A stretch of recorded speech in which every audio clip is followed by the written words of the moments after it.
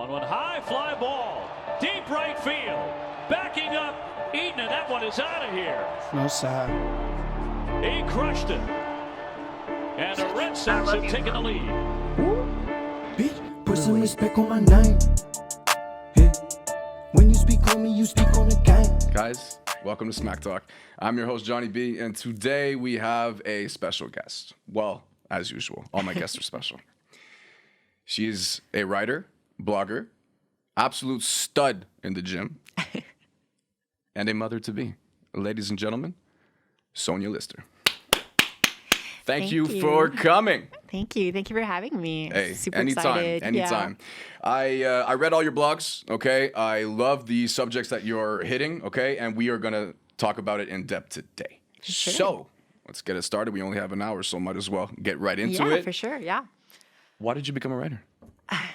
That's a good question. A lot of people ask me actually that question, and it's really weird because I decided to become not a writer but a blogger in 2018, I think, because I was looking for a project that I really loved, and I was like, what do I like to do? And I was like, and I named stuff that I really like to do, and then Talk shit.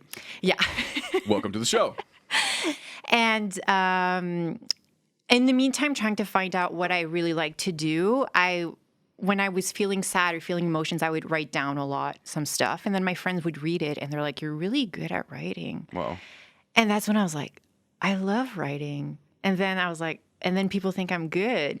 So I thought about writing a blog because, the blogs that you would read on the internet sometimes and on Facebook, and you're like, oh, that is so me. That is exactly what I'm living right now. And I wanted to create blogs like that for people, even if it was just one people, just to show that they're not alone living certain emotions. Yeah. Yeah. So then I decided to create my own blog, and it just started probably a year ago, being more popular than it was. Yeah. Yeah. Wow. Yeah. I like the fact that you talk about the psychological factors behind relationships, behind finding common ground between people, and also the destruction of relationships from dating apps. Yes. Okay. Yeah. So also, in your opinion, what are like the three things that make a great relationship? In your opinion.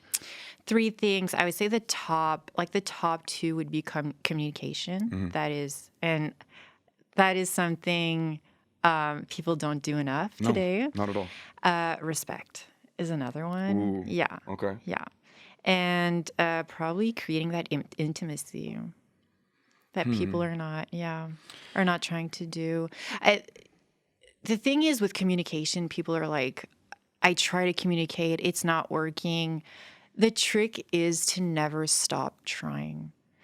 It could be bad communication at first, but at least you're trying to communicate. You're trying to get that communication in there. And a lot of couples are not doing that. No, not at all. Yeah. No, and I think social media is ruining that as well. It is, yeah. It's pretty bad, and you can see it in kids too. Like I see it a lot around kids, and man, they're so attached, and they rely on it so much. They get their dopamine from it. They get their they get all their stimulation from it, and they get their relationships from it. And it's so sad because they have like such difficulties communicating, and it's affecting everything in their lives. Like they don't read, they don't write, and they communicate poorly. So like, what the fuck are you supposed to do? Yeah, And yeah. you're allowed to swear, by the way. Oh, okay, cool. Okay, this is a cool podcast. Oh okay, yeah, all right. oh yeah.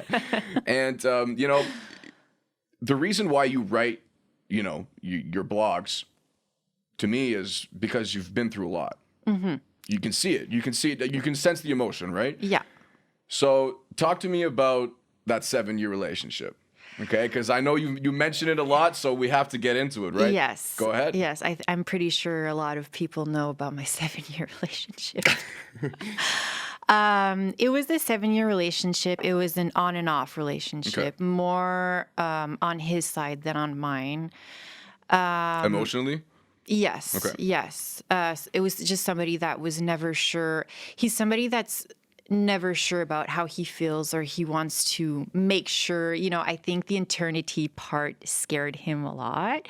So, so it was a lot of on and off. And in that, some people would say it was a toxic relationship, but I feel like I've learned a lot in that relationship. How so, a toxic relationship? A toxic relationship to the on and off aspect. So, like he would come back and I would always take him back. Always. No matter how much distance there was in between, no matter if I was seeing somebody else or not, he came back. And there was no hesitation in my head. I was like, I am going back to him. So it was toxic in that way because I could never move forward.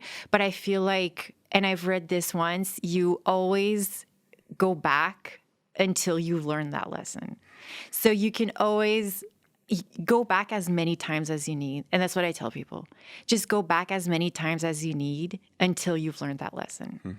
Because people can talk about the lessons, and they could talk about why this relationship is toxic or why this relationship is not working out for you. But if you do not learn that yourself, you won't understand. And you won't learn. There's no lesson to be learned if you don't learn it by yourself. Yeah.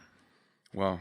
Yeah. But, yes, you say that, but you mentioned eternity too. So, for some people, eternity can seem like an eternity, okay? But do you think you're comfortable dying alone? I am. Really? I am. Yeah. Wow. Yeah. Because I'm not. I'm fucking petrified. Seriously, I really am. Because don't you want to share life experiences with someone? Like, that's my opinion, I do. And I think it's completely normal to be scared to die alone. I feel like a lot of people are scared to die alone. Yeah. I just feel like, yeah, of course, if I can share life experience with somebody, then yes, of course I want that. But I mean, if I'm not, I'm going to live those life experiences alone no matter anyways. What. Yeah. So I'm not going to wait for somebody to live those experiences. So I've done a couple of solo travels as well. And so I did that because I wanted to travel, and I didn't want to wait for somebody to do Where'd that. you go? I went to Costa Rica. Oh.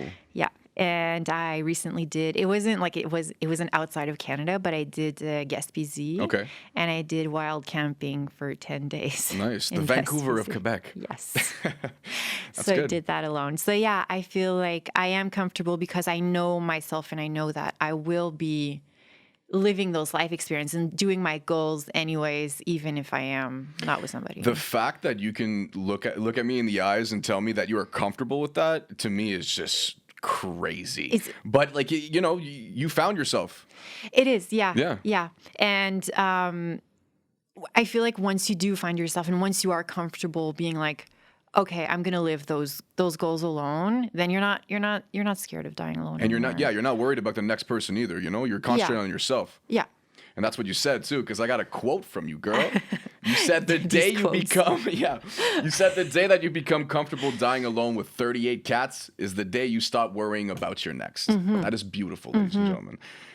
So you're comfortable dying alone with 38 cats? Okay, maybe not 38 cats. Yeah, that's a lot. That's a very specific number, It's too. a lot of litter boxes that I'm not ready to change. That's the worst, dude. That's a daily thing. Yes. I want a cat so bad. I had a cat. I had 2 cats with my ex-girlfriend, and I fell in love with them. I was a dog guy before, like anti-cats. My mom was like anti-cats and stuff. Yeah. And never had cats in the house, and I fell in love with them. They're so cool. You don't have to walk them. They're kind of cuddly too. Some of them. You know? They're awesome to have. I feel like we're all anti-cats until we have cats. Exactly. Yes. But you have to clean the fucking litter box every day. Yeah, but to be honest, I started with a baby cat, and I've recently got a puppy, and I tell you 100% that a baby cat is a lot less work than a puppy. Of course. Yes. Of course. Yes. You just tell it where to pee, and that's it. That's it. Yeah, the puppy is a lot of work. Well, what kind of dog is it? It's a corgi. Oh, yeah. Oh, that's true. I saw your stories. Do you like the corgi? Are they quirky? I do have this thing where I don't create relationships with animals as quickly as I want them, especially when it is weird. It's just because I'm raising them. So, at first it gets the relationship I can't really create because I'm just I'm learning how to not love them, but I'm learning how to be a mom to them. And, my cat had so much energy and he would destroy everything in the condo. Okay. So, trying to create that relationship while he's being an ass is difficult. Of course. Yeah. And it took me about 4 months before I was like, okay, I miss this cat. I love this cat. This is my cat. So the puppy's the same thing, but the puppy's a bit harder because, he does messes in the house. He's not, You got to walk him. Yeah, I got to walk him. He has so much energy. He won't let go of the cats. He thinks the cat is either another dog or like a toy. So he's very rough with the cats. Pandemonium in the house constantly. Yes, it's like a zoo in there. Yeah. How many animals do you have? I have 1 dog, 1 cat, and my roommate has a cat. Wow. Yeah. So it is kind of like a zoo. Yeah, and a baby on the way. So. Oh my god. So you want to talk about that? I you're very comfortable with being a mom and stuff, and I find it so beautiful. Like there's nothing in the world that I want to be more than a father. Like for sure. It's just that this. I would like the perfect situation, but guys, the perfect situation never happens, right? It's always like a gift from the universe, I guess. You know? Explain like how is it like being a mom? Are you ready? Like, do you have the mindset for it? Like, are you gonna treat it like your cat and dog? Like, what's going on? I don't think so. I think having a baby is just okay, it's different. Yeah. I think we're never ready to have kids. There's never a perfect moment. You'll never be ready enough. I just feel like we were talking about, you don't have kids when you want them. You have them when you need them. So they come in a time in your life where you need them. They're there to like teach you some stuff. Damn, it's like I agree. It's a lesson. And so I think I am ready. I have like this positive mindset on the pregnancy has been tough. I've been having a lot of nausea and I've been really tired, but I've been having this positive mindset where I know there's a lot of women trying to get pregnant and they can't have pregnant or they have miscarriages, and I'm just very grateful that right now I'm having a healthy pregnancy. Yeah. And everything's going well. Wow. Yeah. Can you still work out? I can. Yeah. Yeah. Until when is it safe? Like, when does it stop being safe, actually? You know what? I haven't asked my doctor, but okay. I think there's. Fuck it. I'm squatting until fucking 9 months. I'm done. That's awesome. Yeah, I think you can continue and work out until very late into your pregnancy. You just have to adjust your workouts. Yeah. And I did contact my coach because I had stopped seeing my coach just because, life goals were different. I wanted to travel a lot, and he understood that. And even bodybuilding coach? Sorry? Bodybuilding coach? Yeah. Really? Yeah. So, have you ever competed? I have, yeah. Really? Yeah. I didn't know that. Yeah, I've really? competed 2 times. Okay. Yeah. Jeez, I'm so sorry. We should have talked about that too. Yeah. How was that? That was. Did you just stop abruptly, or? If I just stopped? Yeah, you just stopped the body. Well, I know you still work out, but when did you stop competing? I stopped competing after my second competition. I was on the road. I was on the road for another competition during COVID, but then gyms kept closing down and then opening back up. Yeah. And I just didn't want to, start a prep, stop a prep, start a prep, stop a prep. So I just decided that I wanted to train as if I was, but not be that extreme. Not following the diet. Right? Am I right or am I wrong? Just being flexible in the diet. Right. Yeah. Less intense. Yeah. Because if you could ask my coach, I was somebody that would follow 100%. I believe you. Yeah. The meal plan. But I mean, if I was hungry for a cookie on a random Wednesday, then I could eat a random cookie on a Wednesday. That's my problem. I love sweets so much. Yeah. I'm cutting right now, and it is fucking brutal. It is. I have cravings. It okay, is, yeah. I just want an Oreo. Is it that bad for you? It is. It really is. It is. Yeah. Yeah. Yeah. That's crazy. But you still diet? You still somewhat? Yeah. Even with the You have pregnancy. to indulge. Come on. Yeah. Right now with the pregnancy, Yeah. I have cravings. You made cookies today, right? I did. So you did indulge. I did. Yeah. It's Friday though. It is Friday. It is Friday. Yep. Yeah. I agree. But what I like is I found that flexibility where I made the cookies. I ate 2 of them. Okay, 2.5. Maybe 3. Okay, maybe 3. Okay. But I stopped there. Really? Yeah. Okay, I kind of believe you, but sure. Let's keep on going. Yeah, so it's just I found that space where I follow a meal plan even while I'm pregnant, but I mean I do find space in there to eat stuff that I like to. Yeah. Yeah. Well, you know, if you're taking a break from competing, you might as well indulge. Like, you know, might as well have a little bit of fun. You know, don't be a fat ass. You know, Yeah, like I no. trust me, I know. Okay. I love, like, I used to cheat so much, but that cheat meal would turn into a cheat day. The cheat day would turn into a cheat weekend. Yes. And the cheat weekend would turn into fucking half a week. You know Yeah. what I mean? And then next thing you know, I'm 300 pounds, and there you go. You Yeah. know? Yeah. So yeah, it's okay to cheat, but like keep it like as a meal. Yeah. You know, Exactly. or a couple drinks or whatever. Yeah. You know, I indulge in the booze a little bit. So it's Friday night, right? So Yeah. you Yeah. have to. You have to. Yeah. Good. So like we were talking about like the mindset, the mommy mindset and stuff, but you mentioned also dating mindset. Yes. What's the difference? What is the dating mindset between early 20s and late 20s? There must be a difference. So like when I was in my 20s. Yeah, exactly. Okay. Yeah, so your experience. Yeah. So when I 'Cause was. mine was pretty fucking wild. Go ahead. So when I was in my early 20s, we didn't have dating apps. Yeah. Yeah. It didn't exist. Tinder started probably, and it was very new, so not a lot of people were using it. So you would meet people naturally. And Really? Yes. So you had to talk to people. We did. Wow, it's so surprising, isn't it? Horrifying. It's fucking wild. Like let's say like I want to talk to like you know like a girl at the gym or whatever. Like approaching her like and just saying like hi, like the first move, like it's just they're so like not used to it. Like wait, Yeah. you're not gonna look me up on Instagram and DM me later? Like Yeah. what, dude? Like Yeah. it's Yeah. so weird. It Like is. it's just but before it was so normal. Like Yeah. you know? Yeah. I don't know. It's crazy. But yeah. Yeah. So I feel like the difference between like my early 20s and my late 20s was when you would meet somebody and you would find somebody interesting, that like you would concentrate on that one person only to see where it would go.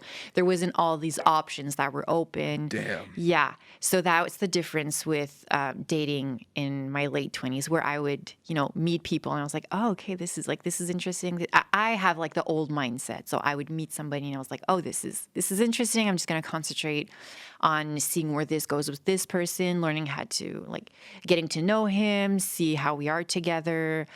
But not a lot of people do think like me.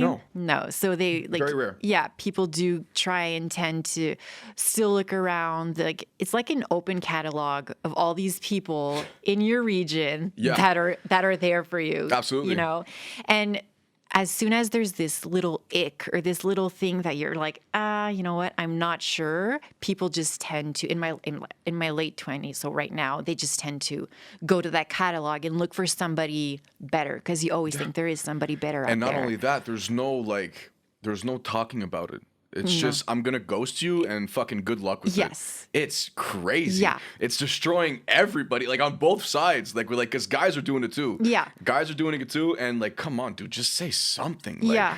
Just tell me whatever. Like, if I'm too fat, tell me. If I talk too much, tell me. Like, I don't care. Just be honest. Yeah, Like, just say it. Or just say it's not working out, or you're not Exactly. feeling it. Just say it. Yeah. it's okay. Yeah. It's okay. Yeah. Like, nobody's gonna, But judge you. Yeah, I feel like a lot of people are scared to hurt other people's feelings. Well, come on. Yeah. Come on. Yeah, it's easier to ghost, you know? It's just easier to Yes. like feel guilty and be like, you know what? It's not working out. And like I talk about that, but I've done it too. Like I am. Me too. Yeah. Yeah. Yeah. I was an ass. No interest? Okay, fuck you, dude. It's Yeah. done. It's just done. I was like, bye. Yeah, but like it must be a lot too. Like you must get a lot of volume, like on Tinder and Hinge and stuff. And I'm very difficult, so ooh, yeah, okay, not You're not that the girl much. that just left. I do not. No. good. I'm the type of girl that when I was on Hinge, I would, if I would look Hinge at is pretty cool. Out of It all is. the apps, Yes. Hinge is pretty cool. It was my favorite. Yeah. Because of the three questions that they would Yeah. ask, and they would put it. You had to answer those Yeah, three I questions. like that. Yeah, I Yeah. could have like an idea of who you were, like a type of, if you were funny or not. Because for me, somebody that's funny is very important. So I would see with those questions. So yeah, if somebody would like me, I'd look at all the pictures and then be like, okay, yeah, kind of cute. And then after that, look at the questions, look at the answers, and just try and figure out what type of person you were. And I would take time with the profiles to, analyze them and then be like, okay, yeah, maybe I could give this a shot. Yeah.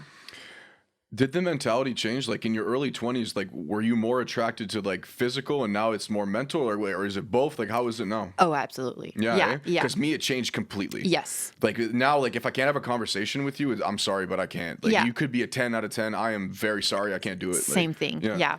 I was seeing this guy back in like this summer, and he had liked me on Hinge, and I don't know why I liked him back. I just like look at the pictures and I was like, not my type, but you know what? Let's give this a shot. And even when he would write to me, it was just, it was very, he didn't seem that funny. And I even like before the Dry? date. Yeah. Okay. And even before the date, I was like, shit. Like I wanted to go say it, but I hate choking. So I was like, I'm just going to go anyways. And to be honest, he wasn't even like when I saw him, he wasn't ugly, but he wasn't still my type, not the guy that I would usually go for. But this guy was so funny.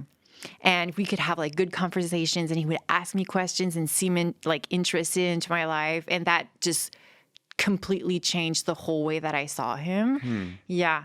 So he did become my type because of his personality, you know? Yeah. Wow. Yeah. So it does. But he's not change. your soulmate. I'm not with him anymore. So no. Okay, yeah, good. So there you go. Soulmates. Okay, there you go. What is a soulmate in your opinion? And can you tell? Because it's hard to tell. You think like it could be like all your emotions getting flustered, like, oh my God, this she's perfect or he's perfect, you know what I mean? But it's not a soulmate. No. You need that soul bond, Yeah, and it does take time before. Of course. Yeah, it takes time. It takes time before you could know it's your soulmate. But I tell you right away, if you meet somebody and you have the butterflies, it's not. What? It's not your soulmate. Your soulmate is supposed to. It's supposed to be very unexpected. It's supposed to be very calming. It's supposed to be. You're not supposed to be nervous. So if you're what explains the butterflies? Anxiety. Really? Yeah. Yeah. There's a lot of, and before I had read a lot of, I read a lot of books and I read a lot of blogs. And before I've read those blogs or books, I thought that I had to have, that nervousness, the butterflies. But the more I would read, the more that they would explain that those butterflies usually mean it's anxiety, and you're not supposed to be feeling those type of things with, I automatically thought that, like goosebumps and, well, no, that'd be different, right? Goosebumps and butterflies would be different, but I always thought that butterflies equaled like, whoa, like I'm interested, but it's just anxiety. Yeah. Well, okay. So there's a different type of butterflies. So like when I met this guy last summer that I said that wasn't my type, when I met him, I wasn't nervous meeting him. And when I was talking to him, I wasn't nervous, but I was excited to see him. Like before every date, I was excited. I couldn't wait to talk to him or to see him. Like there was still that excitement, but there wasn't the butterflies where I was like, am I texting him? Revising texts before sending them, or, being nervous every time I was around him. That's important. I do that a lot. I'm so scared of what the person's going to fucking interpret it as, and it happens a lot because people are like, wait, you meant, or you said okay, or you said K instead of okay. Like there's all those little things, but it actually does matter. Yeah. Well, it's just, I feel like if it's your soulmate, no matter how you respond, like if you be yourself and you respond the way that you are, it shouldn't matter. Yeah. It shouldn't matter. So I stopped revising my texts. I was if it's not for them, then this is not for me, right? Right. Yeah. Absolutely. Yeah. And I hate the fucking texting every 2 seconds. Yes. We're busy people, okay? I work constantly. Yeah. I'll text you in a couple hours, okay? I'm going to be at the gym, whatever. It doesn't mean I don't care about you. It means that I have shit to do. Yeah. I can't be on my phone 24/7, you know? And I find that a lot of young people nowadays in their relationships, if they don't text back automatically, it's done. It is. What the fuck? Come on, guys. No one cares that much. Yeah. Seriously. And if they care that much, it won't last that long. No. So, and I had a lot of friends where they were like, he hasn't responded in 2 hours. I was like, oh my God. Yeah. And I was like, you know what? Give him time. Leave him. Yeah. Ghost him. Yeah. But so I said, just if he responds, then it's good. Even if it's in 6 hours, he could be busy. And I know because I'm like that. So like, not that sometimes I'm busy, but even when I have like this 1 hour to myself, sometimes I don't respond to messages because just responding to messages asks some energy and I just need to recharge before I do answer messages. And it's not because I don't care. It's not because I don't want to talk to you. I need to recharge before I communicate. Yeah. And that's it. And you're on your phone a lot, right? I am. Because I saw you at the gym, and she has 2 phones, ladies and gentlemen. do. She is a fucking drug dealer. Yes. Wild. I was like, what the fuck, man? You're like a businesswoman. What is this? Yes. 2 phones. If you want steroids, contact me. Oh, so that's what you're doing. Yes. That's what you're doing. Yes. Single mom funding her pregnancy. That's how I'm funding it. So much cookies, Yes, guys. yes. Oh my god. So yeah, no, the second phone is just my work phone. Okay. That's it. Yeah. Smart. I like that. Yeah. I'm gonna do the same thing, I think. Yeah. Keep it's one just- phone for the podcast and like all social media, and the other one for my personal stuff, Yeah. email and shit. Yeah. I just feel like you could separate both. You should. Yeah, and my boss was like, "Are you going to use like the work phone as your personal phone?" And I thought about it a lot because I mean I have an old iPhone, and they like my job gave me an iPhone 12, I think. Oh my god. Yeah, and I was like, oh my Flex God, on I him, know, bro. right? Jeez. Not to flex, but Too late. yeah, and I thought about it a lot. I was like, oh, maybe I could. And then after that, I was like, if I have my work phone, then I have access to my work emails, and that means if my personal and work phone are together, and I'm gonna look all the time at my emails, and I just said no, I'm not gonna do it. So like when I'm at the gym, it's like my lunch hour, but I keep it because I do have employees. So if there's any like emergency or whatsoever, then I do want to have my phone just in case. But that phone Friday at 4:00 is Done. off. Yeah. Yeah, of course. And I don't touch it until the Monday morning. When work is done, it's done. Yeah, You know, it has to. it's very important. Like I split my days into sections because I work out every day. I have fucking 3 jobs, so and this is included. Like, it's pretty much a job. Yeah. Like, okay. Yeah. So like I'm just constantly working on it, and it's hard to find the time to actually use the phone and text people. Like if you want to contact me, just give me a call, dude. Yeah. Like I love to talk. Okay, no shit.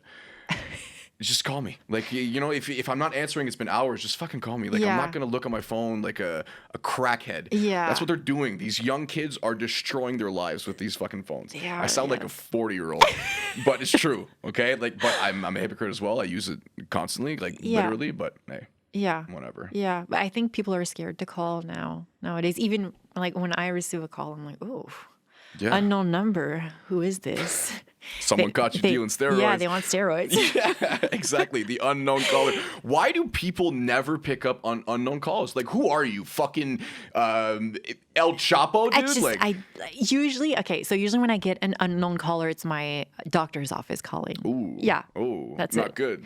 Well, no, it's Or just sometimes good. well, now that I'm pregnant, they call me Yeah. a lot. Okay, So it's good. It's normal. But I mean, like, unknown number, you're like, you know what? It's the fucking government. Yeah. They want my money. They want my money.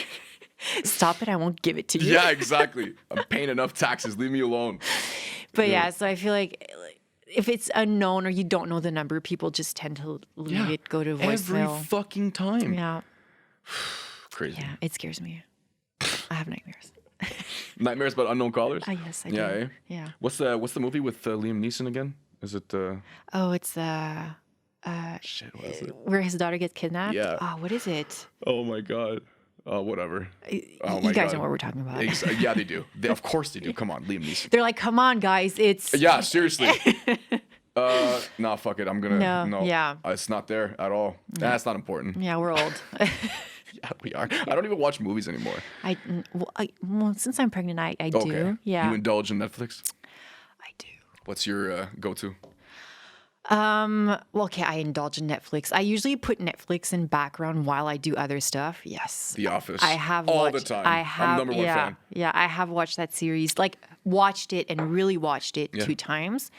And to be really funny, I've watched Brooklyn Nine-Nine 9 times. 9 times. Yes, and really watched it 9 times. You like Jake? I do. Jake, if you're listening to this, please marry me. Jake, you got this. You got the opportunity of a lifetime, dude. Please call me. Oh my God, is he the new father? I hope so. You know what? Let's make him the new father. Yeah, exactly. Oh my God. Speaking about your pregnancy, I want to talk. Well, you talk about it a lot in your blogs, so of course, and it's a hot topic right now. Birth control. Yes. Okay. Please talk to me or us about your journey off birth control. It was a wild journey. And you're not the only one, by the way. Yeah. Okay. Yeah. For the ladies in the back, speak up. Yeah. So I feel like there's a lot of TikTok trends right now about stopping birth control and why to stop it. I stopped it before it became a trend. So I was kind of alone living all these symptoms. But now a lot of girls are stopping birth control because of all the side effects that do come with birth control. Like what? Just the fact that like with it balances your whole hormones. It's not so girls that usually start it at a very young age, so around 13, 14, which means that they don't really go through puberty because It offsets puberty. it does. Wow. Yeah. Yeah. So us girls, when we decide to stop it at like, let's say 28, 29, you start living all those puberties and, just learning to know who you are as a person. Just because, and I've read so many stories about girls that were with their boyfriends while they were on birth control and they stopped birth control and their boyfriend that they were with for like 5 years was not the type of guy that they were searching for anymore, just because of that full hormone change. Whoa. Yes. So there is a big impact on your hormones. The side effects that I did have after were more like mood, like extreme. Mood swings? Yeah, mood swings. I could have so many emotions during one day. I'm sorry to my ex for living through all those emotions. Jeez. And a lot of acne. Really? Yeah. So Like visible? yeah. Okay. Yeah. Like on the face and stuff? Like, Yes. Yeah. Yes. I've always That had. sucks, man. That fucking Yeah. sucks. And I mean, like when you're a teenager, I feel like it's normal. Everybody sort of kind of go through it. Yeah. But when you're 26 and all your friends have like super nice skin and you're stuck with hormonal acne, it's a bitch. Yeah. And it worked a lot on my confidence though. So I worked a lot on who I was as a person, discovering who I was as a person inside. And that's when I started becoming more confident in who I was instead of focusing on my physical aspects, which is hard because I do have a friend right now that is going through the hormonal changes of birth control and she's going through acne right now as well. And she's like, I don't understand. I've never had acne my whole life and I just stopped the pill. And I'm like, you probably would have had acne when you were younger if you didn't start birth control that young. So I'm like, you're living all those side effects right now and it sucks. And she's like, I don't I don't feel pretty and it's hard. And I understand because I've been through that. And it doesn't, like I still have acne prone skin, but I don't have like the flare ups that I used to have. When it affects your look, it fucks you up. It does. I look, I'm not going to say I understand because I don't, okay? But I do understand the aspect of not being comfortable in one's skin and not liking what you portray to other people. And that can affect you a lot. It affected my entire life. Yes. Yeah. Yes, it does. And you kind of have to... And I think women rely on it more. yes. Because I can just say, who gives a fuck? I'll put glasses on and a hat and I'm good, Well, women, because we have, all this aspect of we're supposed to be feminine, we're supposed to be good looking, we're supposed to be, this and that. Yes. And especially right now with everything that you can change in one's face. So with Yes. like all the injections, the Botox, we see it enough at the gym, right? Yes, yes.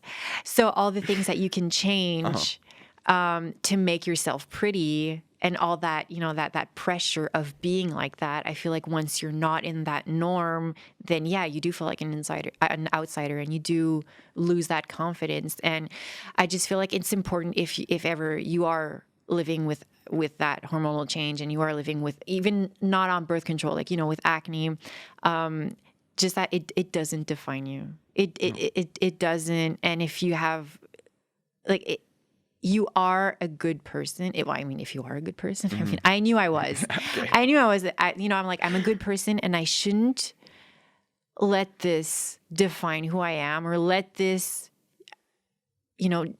let people think that I'm less of that because I have acne. Yeah, of course.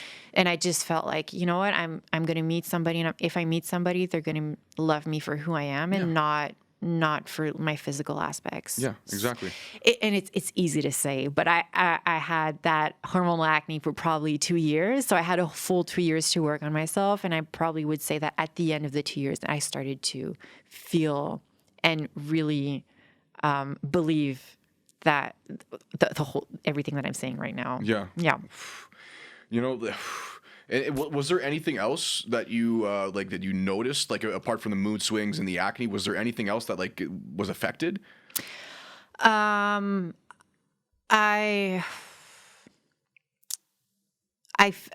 when I was on the pill, I felt like it was hard for me to lose weight on the pill, which is weird. Yeah.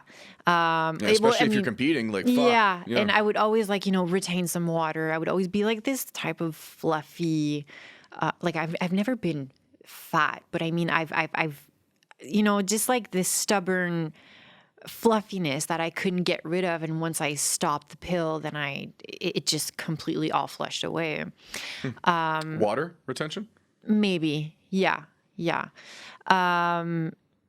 What else did I go through off the pill? I was going to say something and I completely forgot. Okay, no worries. That's pregnancy brain, guys. Thinking about the cookies. Yes. Just sidetracking right now. What do you recommend for young women? Like, what should they do? Like, one, they should, do their information about it to see like what is the better alternatives. But are there other alternatives? Like, what do you do? Like is I don't know, is there other ways to go by it without destroying your fucking hormone structure? So yeah, the thing is, with any type of birth control for women, it all affects your hormones, Really? except the I only have the French term. Was it stérilé? Yeah. Yeah, well, the T-shaped thing you put in your pussy. That thing. You know what I mean? That's in English, right? Yeah, I'm sorry, guys. I don't remember the English okay. word. They do have the copper one where there's not supposed to be hormones, but it is so tight around your uterus. It creates inflammation in your uterus. Yeah, I had a friend that had that and had so much inflammation around her uterus. They had difficulties taking it out. How's sex? Does the guy feel it? Like, is it? They do sometimes. Yeah. Okay. Yeah, I've never had one. Okay. I've only had birth control and the NuvaRing, I think it's called. So it's the ring. Some guys do feel the ring, and I've heard that they do feel the stérilet. The stérilet. Yeah. What is we're losing, like, we're just sidetracking right now. We're forgetting our words. We I forgot the know. Liam Neeson movie where know. the T-shaped thing that goes in your pussy. Yeah. Hey, it's okay. Yeah. Okay, we'll improvise. Yeah. So yeah, like, well, one, there's a stigma behind it too, right? Like, you should take it, you should take it, you should take it. But these young girls are just lost. Like, what the fuck should I do? Like, Yeah. should I follow the TikTok trends and not take it? But what if I fall pregnant at a young age? You know what I mean? And as we know, we're not going to fucking hide it. Young women, girls, are having sex younger and younger. Yes, they are. So it's going to happen. So do you have, like, in your opinion, what is the the alternative to let's say that a young girl that's 14 years old is in a relationship and she wants to have sex with her boyfriend, whatever, or 15 or 16 or whatever. Okay, the proper age. All right, I don't know because I'm a guy and it's like fucking 14, right? So, like, what if they want to have sex but they don't want to get pregnant? Like, Yes. What should they do? They should, like, no matter what age, just do your research on any type of contraception that you could. So, I mean, if you want to use the pill and there's a different type of pill that works for you, then good. Yeah. Like, do your research.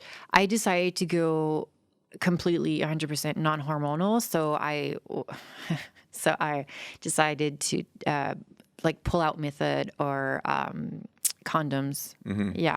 So I decided to go with that. So, like, that's practicing safe sex. Yeah. The condoms, not the pull-out. Yeah, the pull-out is kind of And there's this whole misconception about being pregnant. So the only time a girl can be pregnant is usually just 5 days in a month. So it's not the whole month. It's just the 5 days. I think it's like after ovulation or whatever? Yeah, it's like 3 days before ovulation and then 1 day after ovulation, and that's where your chances are of getting pregnant. So keep track of.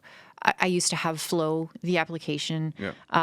So I would write down when I would have my cycle, and Flow sort of, even if you're not regular, because I have a lot of people like, yeah, but I don't have a regular period. Flow, what they do is, I'm saying Flow because I use it. Shout out Flo. Yeah. And so that what they do is they kind of calculate on your past months when you used to have your period, and they kind of predict your cycle even if you're not regular.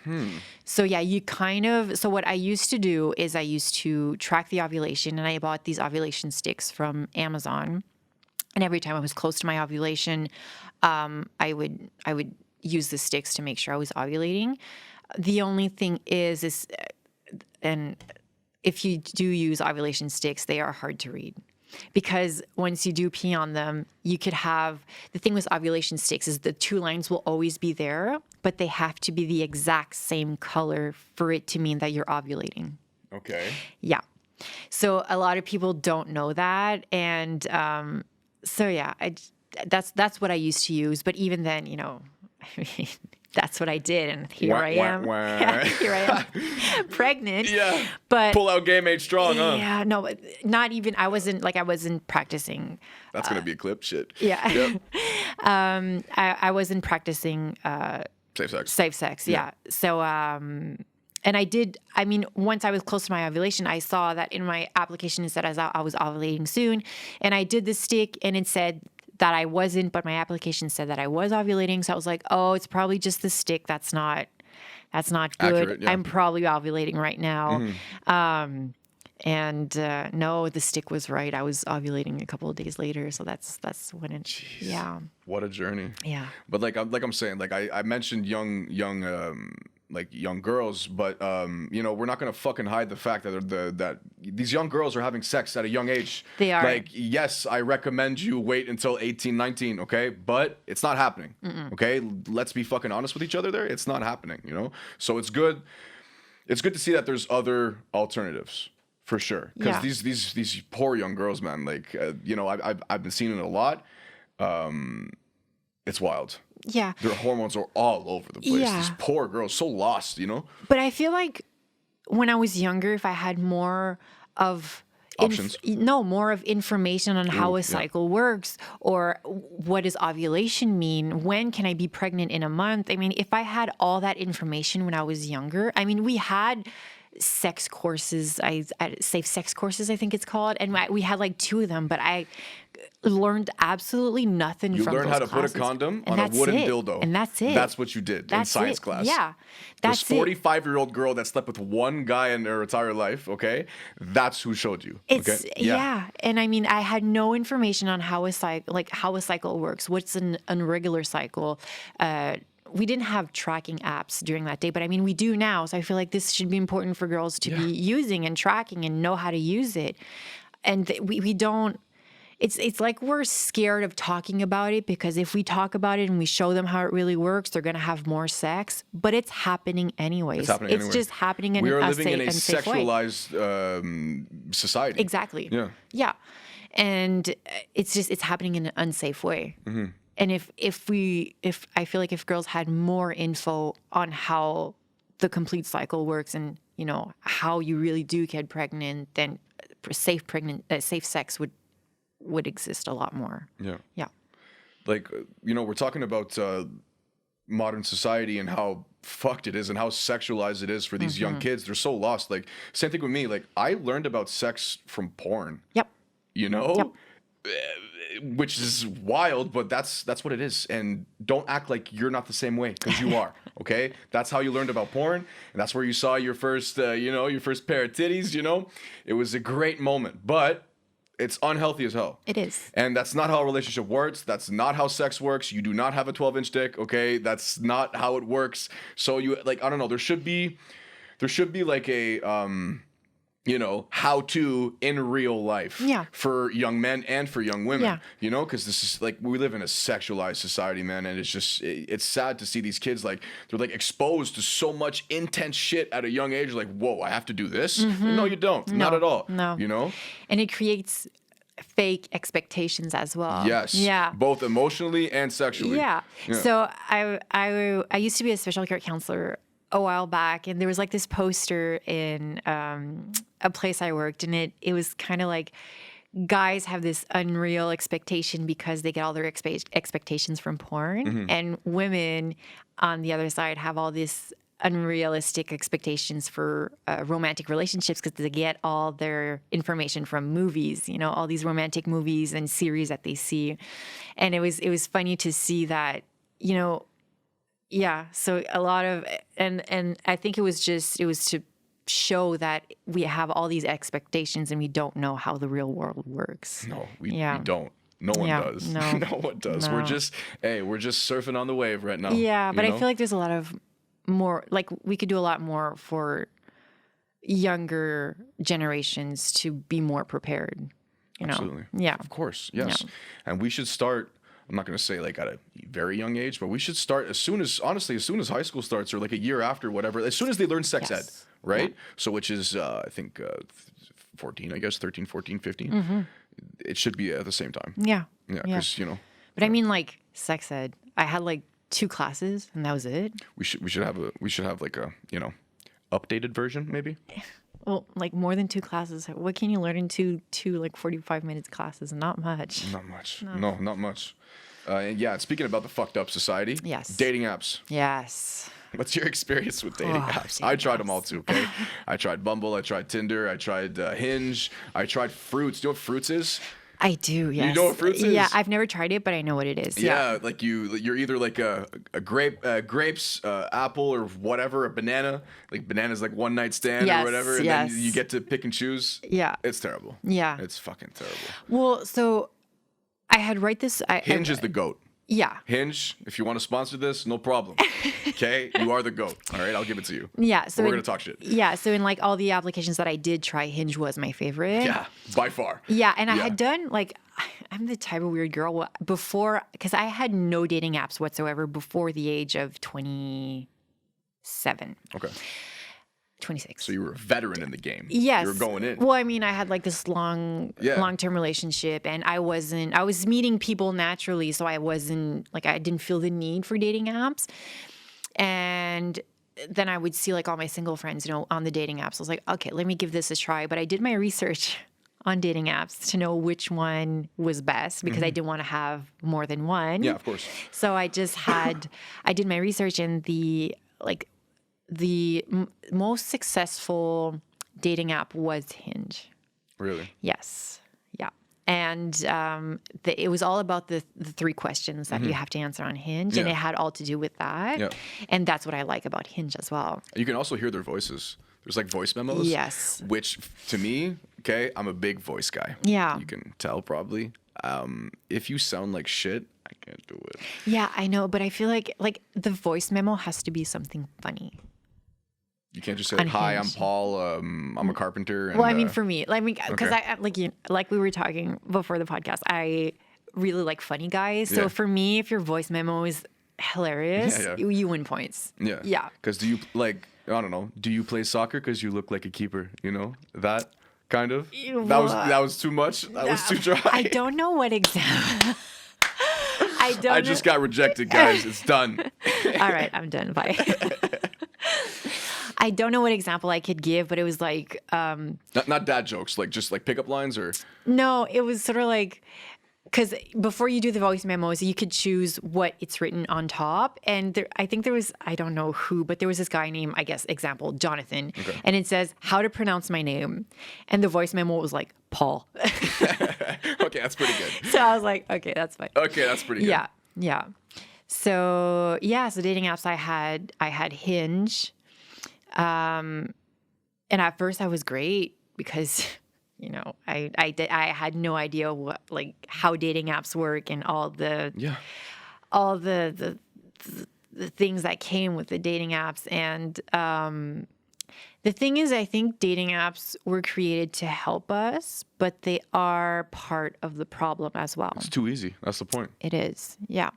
So what happens is, like in my early 20s, what I was saying is when you meet somebody naturally, you do concentrate on that one person and you see where that goes. But with dating apps, you have all these possibilities out there. So you never concentrate on one person at once. You're always speaking to somebody else. There's always somebody else in the background. You always have a plan B. Even if it's not intentional.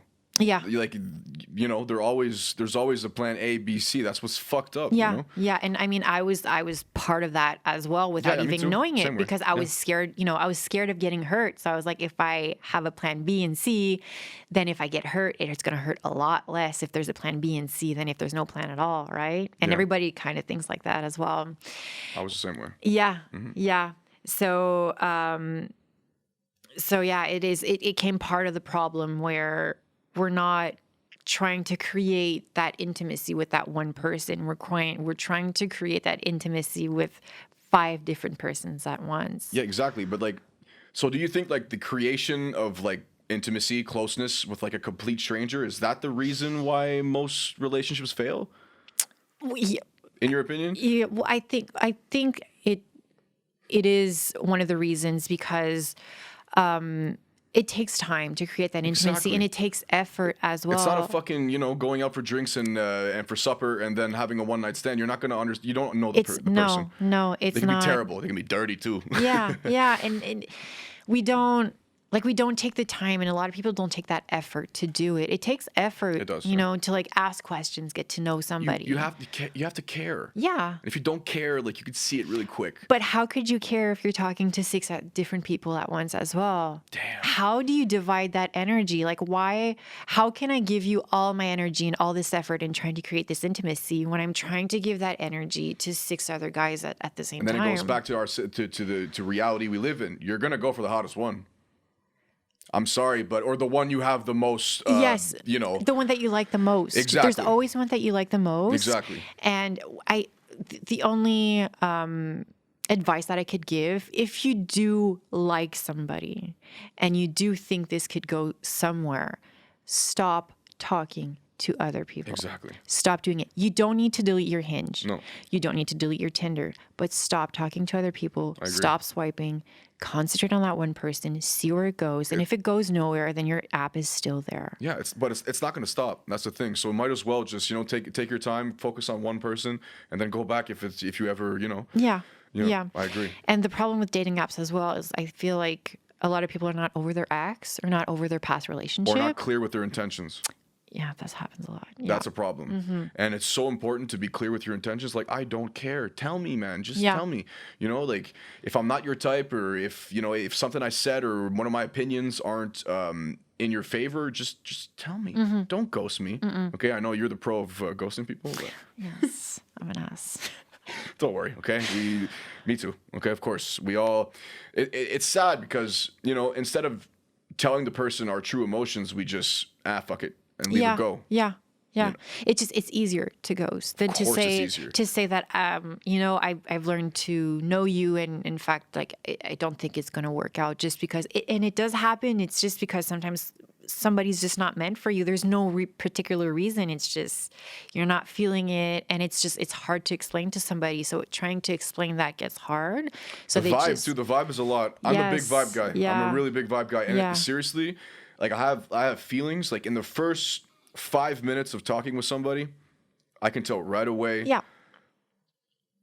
how their brain kind of works. Yeah. I don't know them in depth, but I can tell like, okay, I know kind of your type of personality. Yeah, the type of vibe. I psychoanalyze a lot. Yeah. Yeah. Yeah, I do that too. Yeah. It's okay. Yeah. It's good. And A little crazy, but it's okay. Yeah. We'll be crazy together. Yes. And I've heard a lot of a lot of girlfriends, they were like, oh, but I've been seeing this guy for like 2 months. And after 2 months, he just decided he didn't want to do anything with me anymore. And I was like, yeah, it takes some time before you can get to know somebody. And it could get some time before you're like, you know what, this is not for me. And that's okay. And that's normal. And I feel like a lot of people don't accept rejection a lot, and they don't understand that it is normal. It takes around 3 months to really get to know somebody. Absolutely. And to know if you really want to spend, you know, be in a relationship with that person. And it could happen after 3 months. You've been seeing this person for 3 months, and after 3 months, they could be like, it's not for me. And that's wild. Yeah, but that's okay. It is okay. It's okay. Absolutely okay. Yeah. But, you know, I'm like that too. I fall in love very easily. Like I when I get attached to it, like it's very rare that I get like really in depth with somebody, but when I do, I'm like all in. I'm like, oh my God, I want to talk to this person all the time. And to me, like after 3 months, it's just like, whoa, like, you know, it's intense. But I think it's different for men and women. I think it's very different. I think like men, like they know what they want. Like in a certain way, women do too, of course. But like men know like what they want. Okay, like after like 2 dates, men are like, okay, like I know like she's the right one for me. Yeah. You know, but women, like it can be something 3 months after. I don't know. He talks back to his mom or he's being an asshole, whatever. Like, whoa, I don't want this type of vibe in my relationship. Yeah. You know what I mean? Yeah. It's very touchy. Yeah. It's very touchy. Yeah. Yeah, but like, fuck yeah. 3 months is to me. 3 months is a lot with a person. Well, usually they say that if after 3 months the person is still telling you that they want to take their time, it's just because it's going to go nowhere. Of course. You know, after 3 months. Yeah. And back to your question saying that a lot of people are unclear with their intentions. Yeah, they are. Just because people are scared to be alone and they don't want to be alone. So they tend to not be clear with their intentions, to string somebody along as long as they can. And they're scared to love.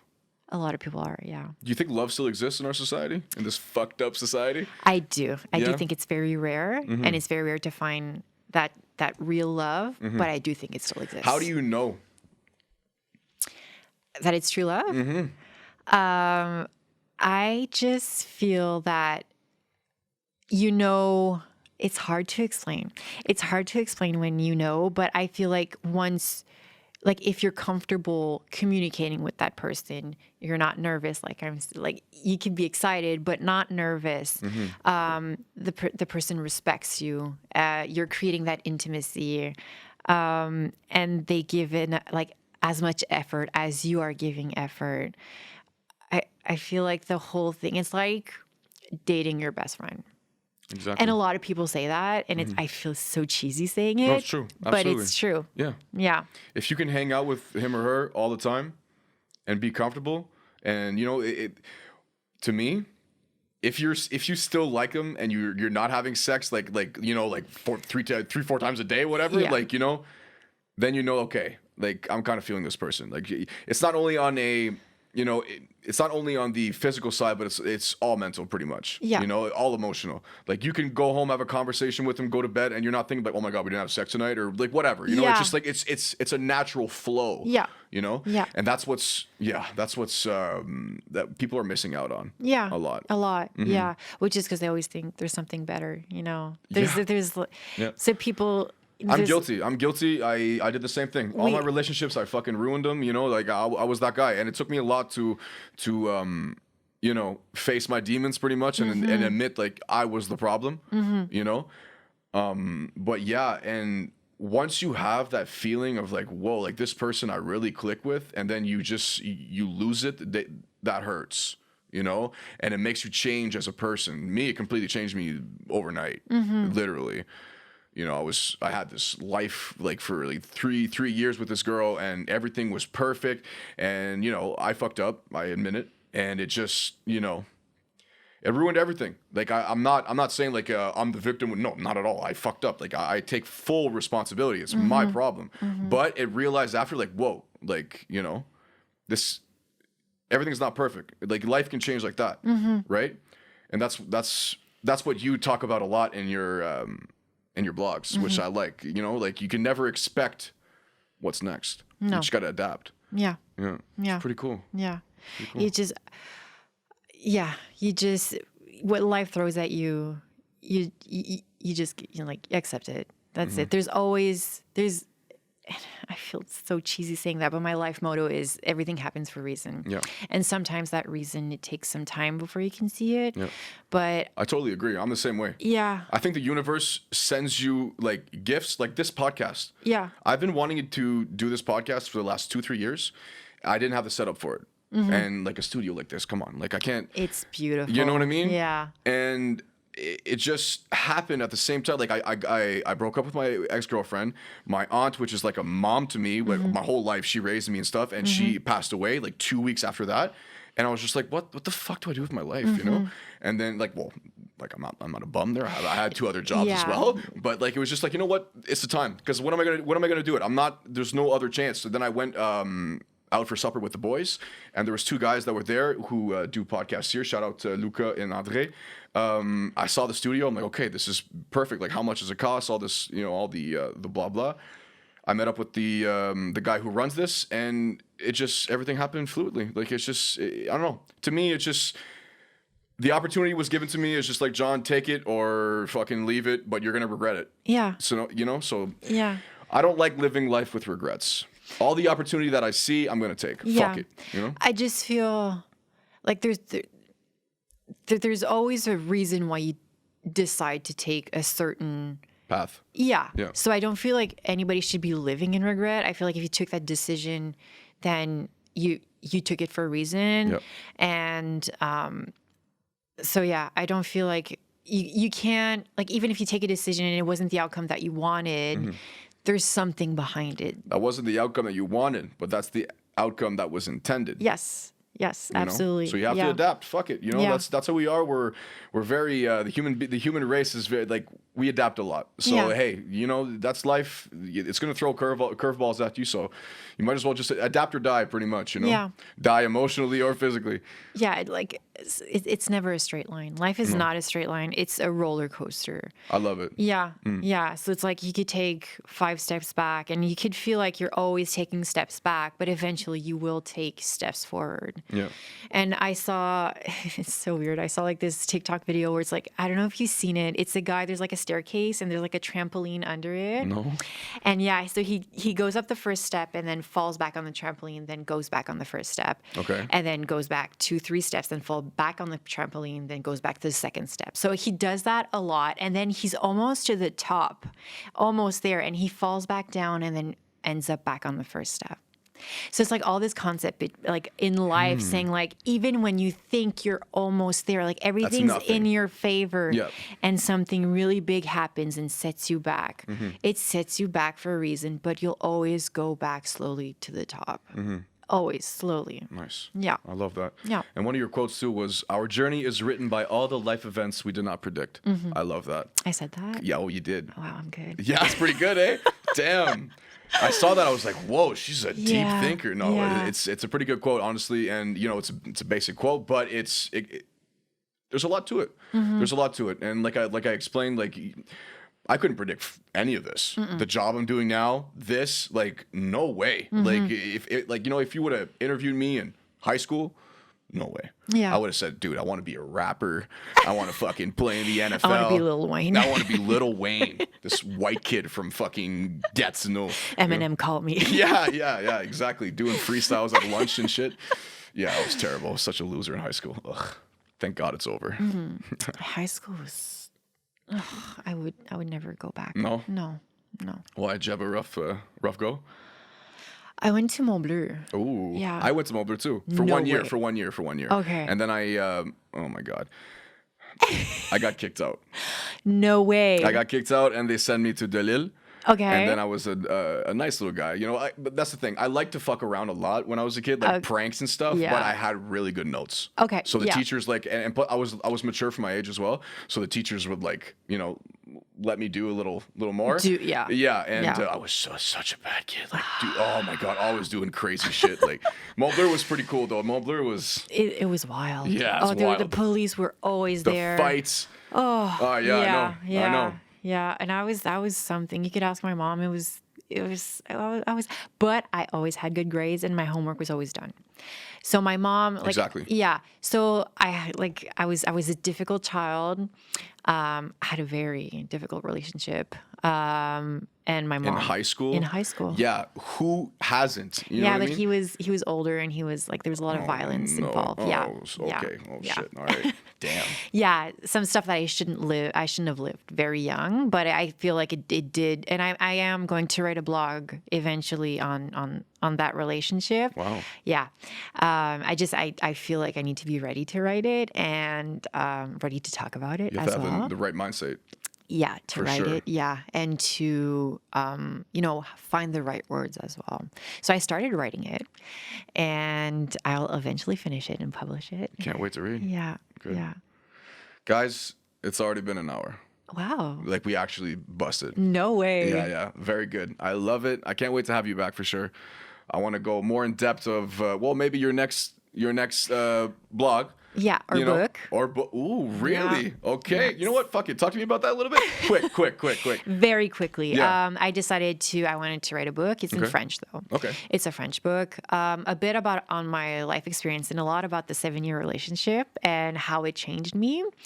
It's weird because I started writing it from the end, and then I went back, but the thing is the ending has changed a little, so I have to kind of change that ending because I want the moral of the story to be the same, but the outcome of the ending is different.